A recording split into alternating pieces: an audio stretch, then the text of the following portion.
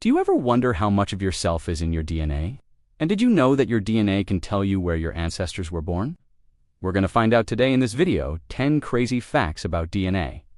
DNA stands for deoxyribonucleic acid.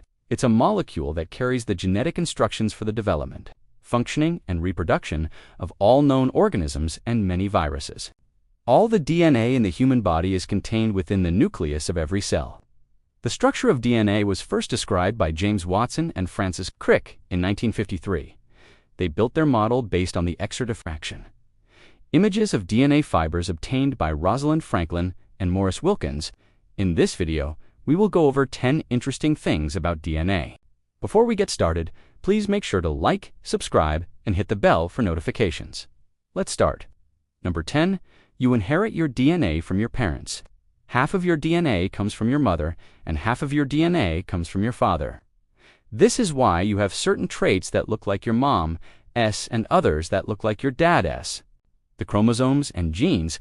Human DNA is packaged into 46 chromosomes, 23 pairs. You inherit 23 from your mother and 23 from your father. Each chromosome carries genes, which are instructions for making proteins that determine traits, like eye color, hair texture, or even aspects of health.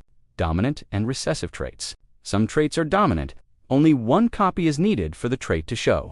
Others are recessive. Then you need 2 copies, one from each parent, for the trait to appear. Example, brown eyes are often dominant over blue eyes. Unique combination. Because of a process called genetic recombination, your chromosomes are a shuffled mix of your grandparents' DNA. This is why siblings look alike but are not identical, except for identical twins. Number 9. Your DNA is located in the nucleus of your cells. In humans, the nucleus is the largest organelle found in eukaryotic cells. It contains the genetic material of the cell in the form of DNA and controls cellular activities through the regulation of gene expression. Most of the DNA in a cell is actually located in the nucleus. Only a small amount of DNA is found in the mitochondria. Number 8. Your DNA is organized into structures called chromosomes. Chromosomes are thread-like structures located in the nucleus of most living cells that carry genetic information in the form of genes. Each chromosome is made up of DNA tightly coiled around proteins called histones.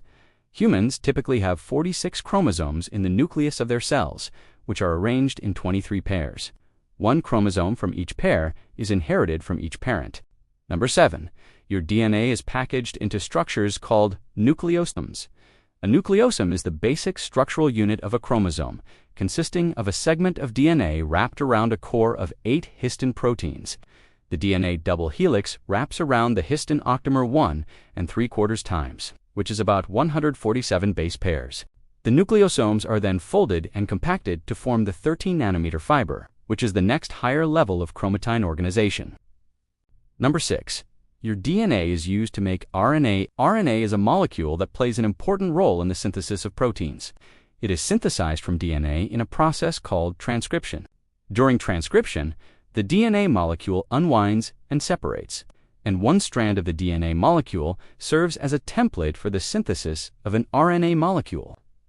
The RNA molecule is synthesized by an enzyme called RNA polymerase, which reads the DNA template and synthesizes a complementary RNA molecule.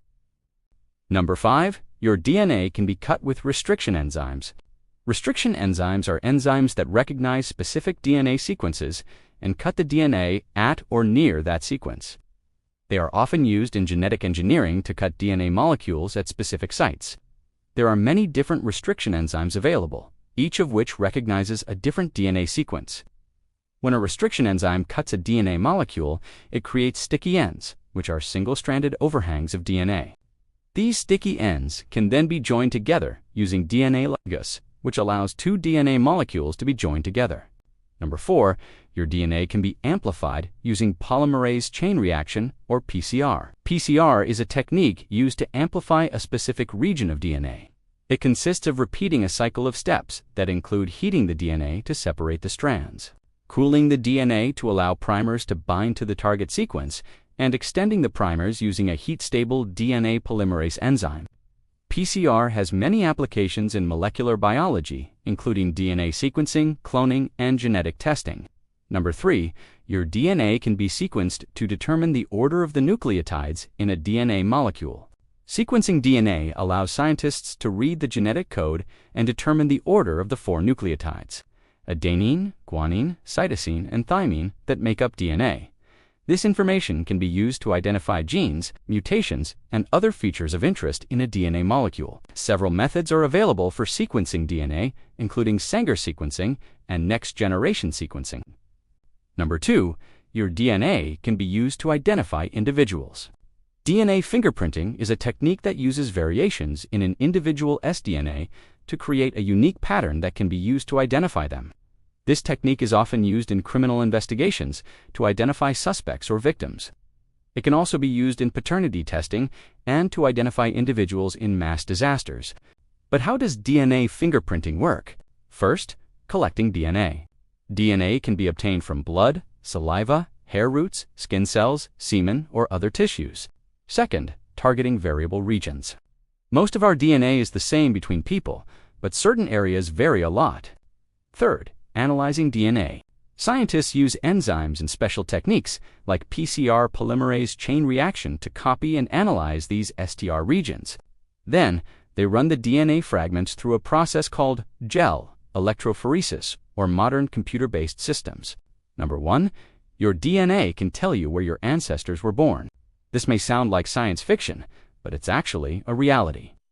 Scientists have developed a new technique that allows them to determine the geographic origin of an individual's ancestors by analyzing their DNA.